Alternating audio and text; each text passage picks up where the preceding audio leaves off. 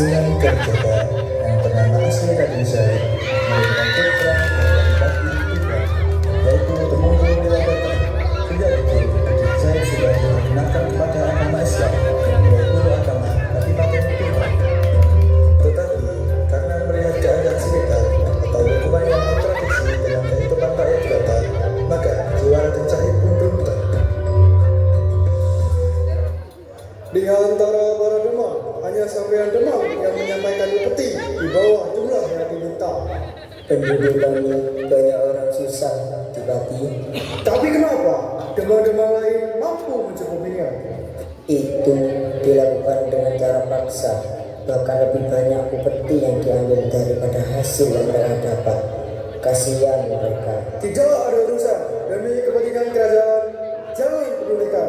Sekali lagi kamu melanggar, tak cabut kedudukanmu.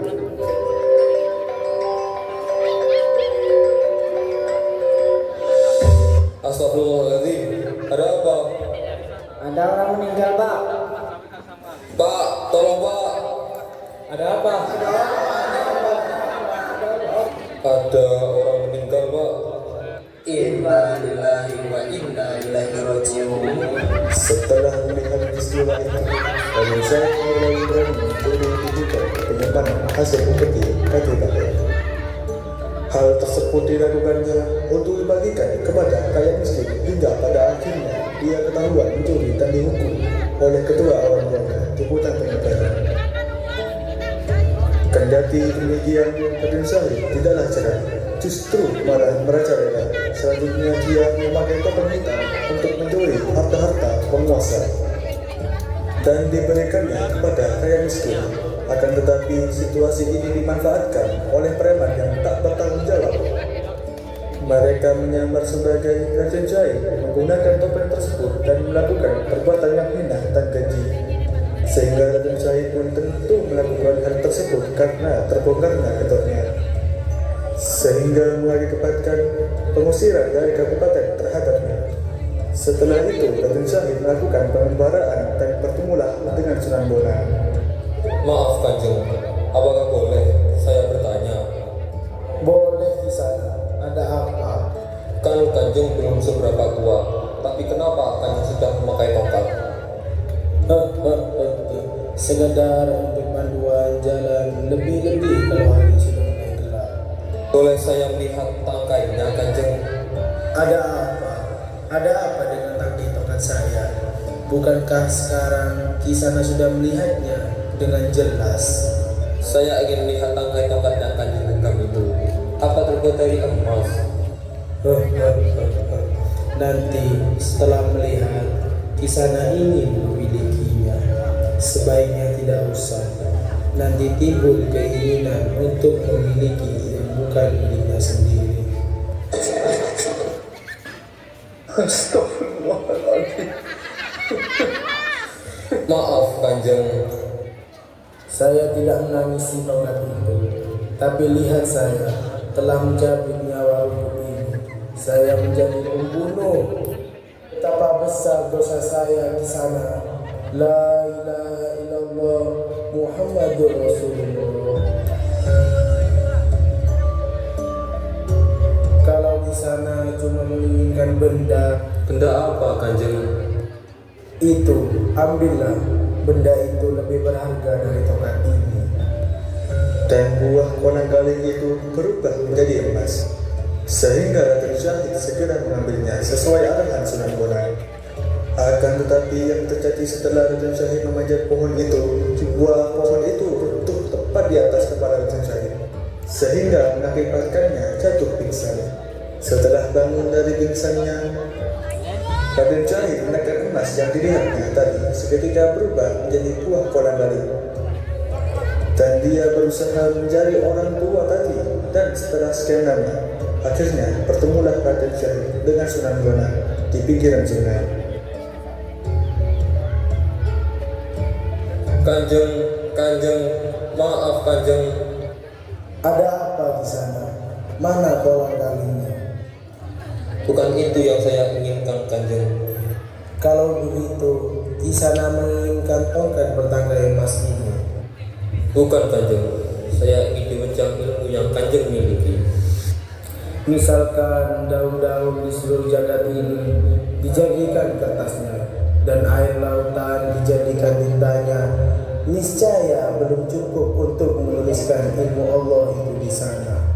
Bukan seperti itu ilmu yang mau saya tuntut. Saya hanya perlu satu titik, yaitu titik harba itu kanjeng. Baiklah di sana, tunggu di sini sampai saya kembali. Setelah itu, Raden Syahid mengikuti instruksi dari susunan gunung tadi sampai kembalinya Sunan Bonang. Berhari-hari, berbulan-bulan, bahkan bertahun-tahun Raden Syahid menunggui Sunan Bonang sampai badan dan mukanya tertutup oleh tumbuh-tumbuhan dan rumput. Setelah sekian lama, akhirnya Sunan Bonang menghampiri Raden Syahid dengan tongkatnya untuk kemudian beliau membangunkannya dengan lantunan iqamah. Assalamualaikum warahmatullahi wabarakatuh. Assalamualaikum warahmatullahi wabarakatuh. Allahu Akbar, Allahu Akbar. Asyhadu an la ilaha illallah. Asyhadu anna Muhammadar Rasulullah. Hayya 'alas shalah, hayya 'alal falah. Qad qamatis shalah, qad qamatis shalah. Allahu Akbar, Allahu Akbar. La ilaha illallah.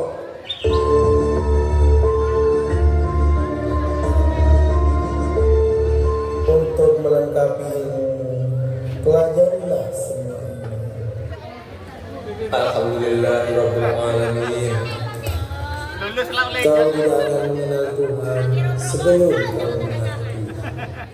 Sebarkanlah agama ini ke seluruh daerah. Tapi ingat, dalam Islam tidak ada paksaan dalam beragama. Berpegang teguhlah kepada Al-Quran dan hadis Nabi Muhammad SAW. Setelah itu, belajarlah Sunan Kalijaga ilmu-ilmu turun, terlebih kepada ilmu-ilmu tasawuf dan dakwah. Berjalanlah Sunan Kalijaga ke beberapa tempat untuk menyebarkan dakwah ajaran Islam melalui pendekatan budaya.